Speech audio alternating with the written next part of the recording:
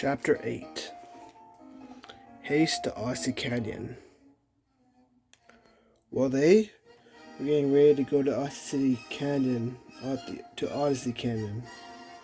Timothy asked Joe how he knows of Calder. Joe looked at the picture of him and the sun and said, "Calder is the current leader of Odyssey City. He knows if someone is hiding information from him. He's been threatening the people of Odyssey City for years. That's why I want to help you in catching Calder to protect my family. I will take you to Calder's place at Odyssey Canyon. Then I must return to see the arrival of the king who is coming to Odyssey City. With luck, I will ask the king to send help in catching Calder. Come on, we ride." As they were riding to Odyssey Canyon, Thomas asked Joe, "Who is this king that is coming to visit?" Joe replied, "His name is King Teddy." Thomas and Timothy knew that name, for he was the one who sent them to find the Stone of Unity. "Why is he coming to visit?" asked Timothy. "Every 6 days a year, he comes for the great festival held at Odyssey City," he replied. It was late in the afternoon when they arrived at Odyssey Canyon. "Thanks for the ride," said Timothy and Thomas. "You're welcome, and good luck," said Joe. After Joe rode off, Timothy and Thomas went inside the house of Calder. They looked for the items and the leader of the Ubon pyramids. Then they found a guppy fish in a bowl swimming. "Are you Nias?" asked Thomas. "I am," said Nias. "I can already tell that you've come to take me and the stolen goods back to my people at the Ubon pyramids." "Yes," said Timothy. Just then, someone said, Well, what do we have here?" "Two?" It was Calder. You will give back the Stone of Unity to the people of Cratia," said Thomas. Calder shook his head, grinning, and said, "What makes you think I will give my prized possessions back to you?" He pulled out a whip and said, "You will tell me your intentions or you will suffer."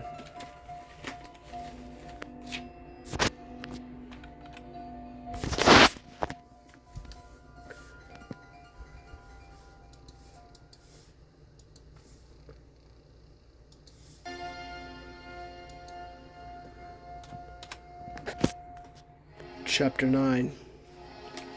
The true founder of Odyssey City.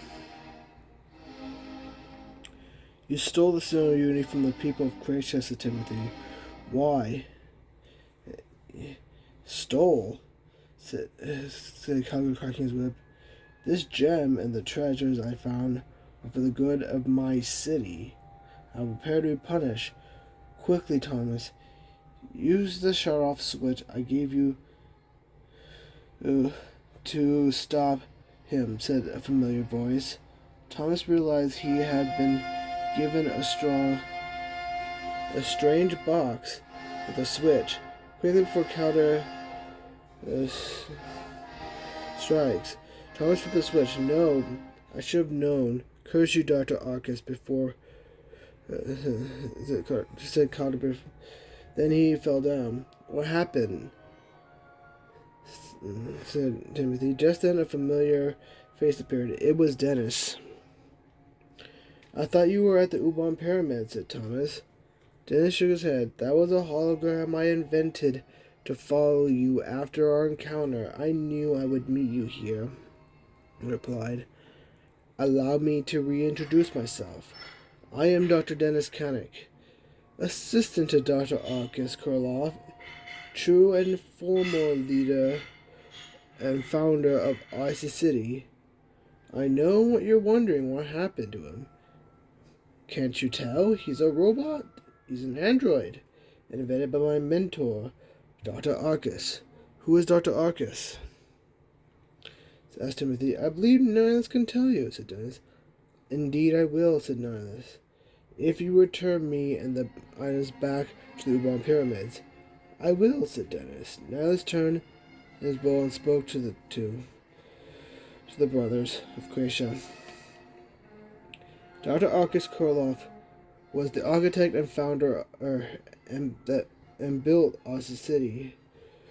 The technology was his ideas. He was the first leader.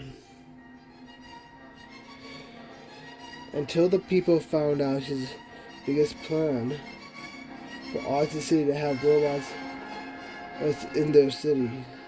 Raised with his idea, they banished him from Oz City, but not before deleting his records as founder and leader of Oz City. Yes, said Dennis. Before Dr. August left, he invented a human robot, so no one can tell the difference, and called it Calder. Calder was to win the people's trust and become the new leader of Oz City.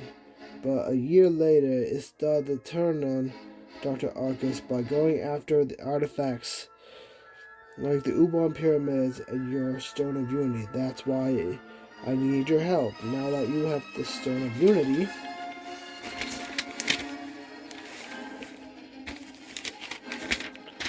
back and Calder is defeated, I will transport Nihilus back to the U-Bahn pyramids and items back to the U-Bahn pyramids and be on my way to meet with Dr. Arkus to depart. Dennis pushed a button on his transporting the treasures and Nihilus back to the U-Bahn pyramids.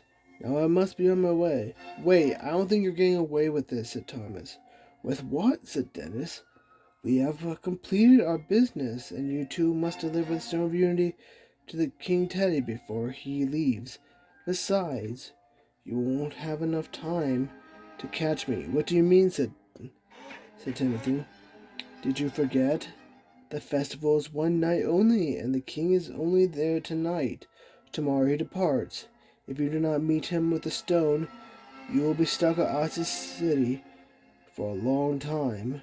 But Joe Barkland said the festival is for 6 days, said Timothy. Is that what he said, said Dennis. He is mistaken.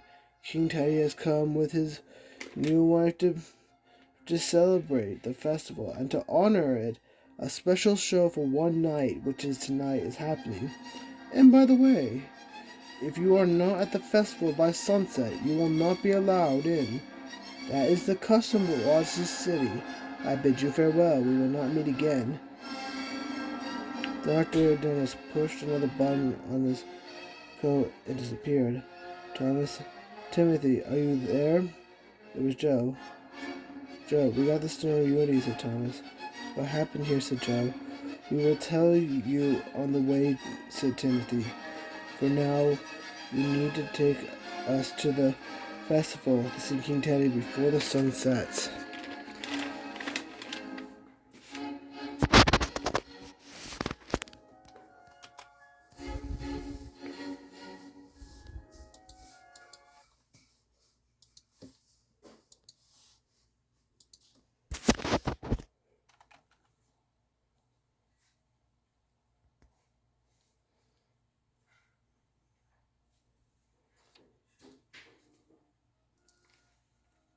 Chapter 10, The Stone's Secret. It was an hour before sunset when they arrived at Oz City Port, which was the entrance to the festival where King Teddy was at. Looks like we made it in time, said Timothy. You two should find the king, said Joe. You're not coming? Mr. Barkley asked Thomas. After what you have told me on the way here, I need to speak with the Oz City Council about sending people to ensure Dr. Dennis and Dr. August do not escape Oz City and are brought in for questioning.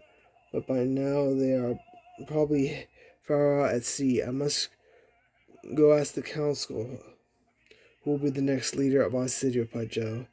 It's most likely that it'll be me, since I was first to take Calder's place.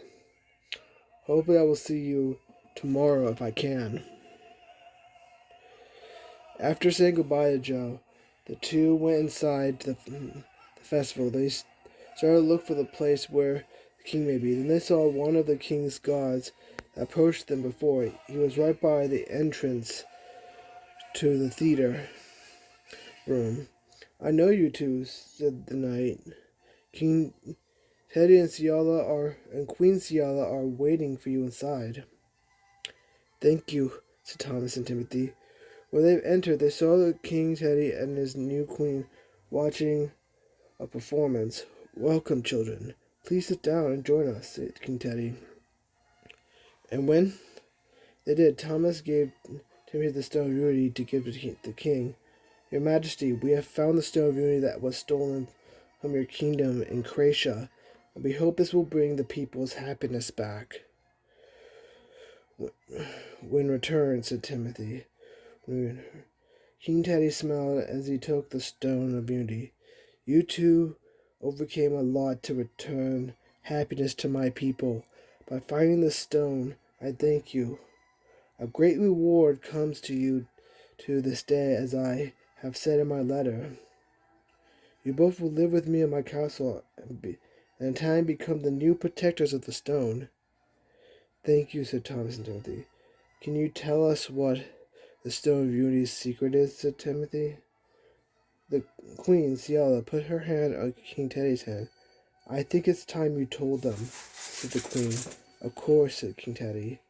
"The Stone of Unity who came beyond Cratia.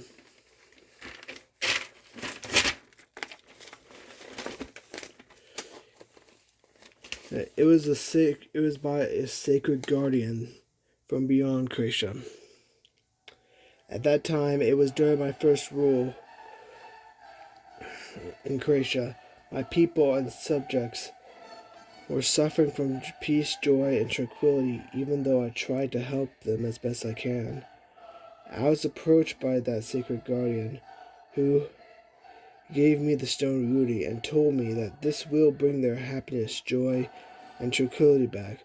But he also told me it must stay within Cratia until the end of my rule.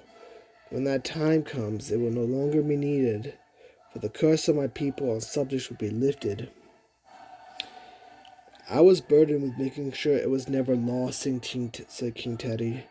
"But now I need someone to protect the stone, someone who cares a lot about my people and my subjects." "That's us," said Timothy. "Yes, that is why I sent you two on this quest, to get back the Stone of Unity," said King Teddy. "We promise we'll protect the Stone of Unity and the people's happiness," said Thomas. "That's what I like to hear," said the king. "Let's enjoy tonight. Tomorrow we depart for Cratia." So they continued to watch the performance, and afterwards they began to rest at the Odyssey City suite for the trip home tomorrow.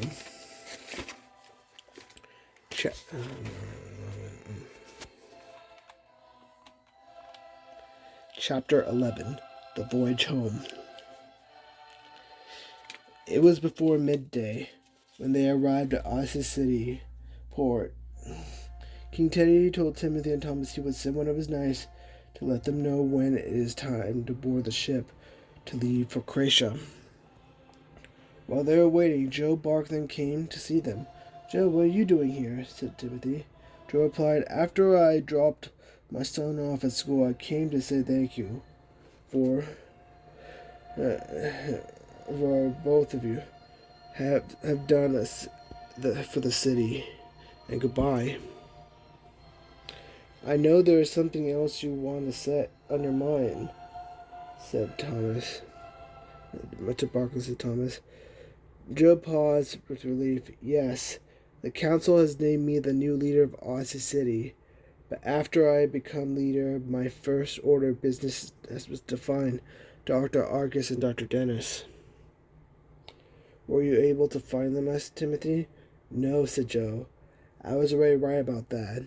The only best intelligence we had is that they were right outside that they were heading east."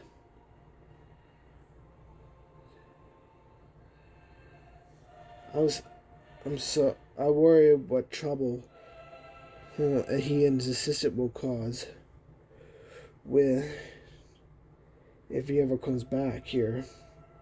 Is he that dangerous? Asked Thomas. He has most of the brilliant scientific minds on his side when he got banished, and is skilled in creating robots, machines, and technology that makes him dangerous. He can be anywhere by now. Hopefully our city will be ready for him. If he does come back. Then we'll be ready for him too if he comes. And we'll call you, Joe, said Thomas. Thank you, said Joe. Oh, before I go, I believe these horses belong to you two. Wait, Joe. How do you know these are ours? Said Timothy. I found them right by the entrance to the Odyssey City River. They were looking for you, so I thought I would turn them to you.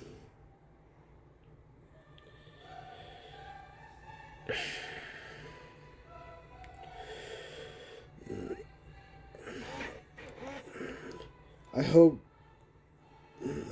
be safe, you two, on your return trip to Cratia. Then Joe left. Thomas and Timothy wondered about the one who helped them get the Stone of Unity, Dr. Dennis. Do you think we have to confront him when they come for Cratia or anywhere else? Asked Thomas to Timothy. No, brother. We need to convince him that Dr. Arcus is not the side he should be on, and that what he's doing is wrong, and that it's not too late, said Timothy. In the meantime, we have an important job to do, protecting the happiness and tranquility of the people. And Thomas replied, of course, protecting the Stone of Unity is important. Maybe one day, if Dr. Dennis and Dr. Arcus shows up again,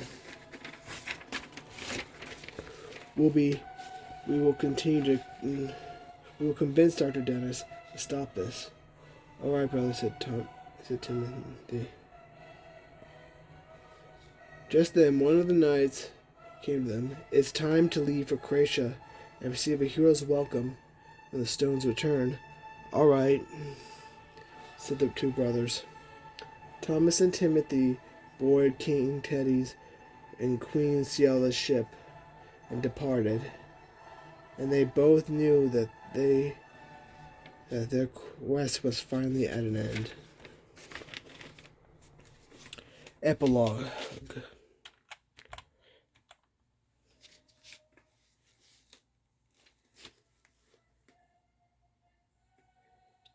Timothy and Thomas arrived at Cratia, and with the Stone of Unity returned at last. The people's happiness and tranquility and joy returned.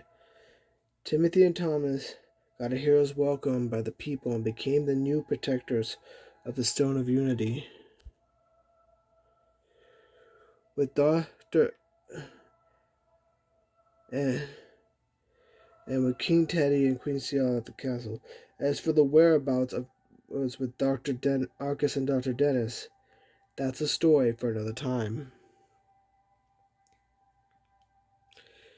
The barriers are not erected, which can say as to aspiring talents and industry. Thus far and no farther, Ludwig von Beethoven.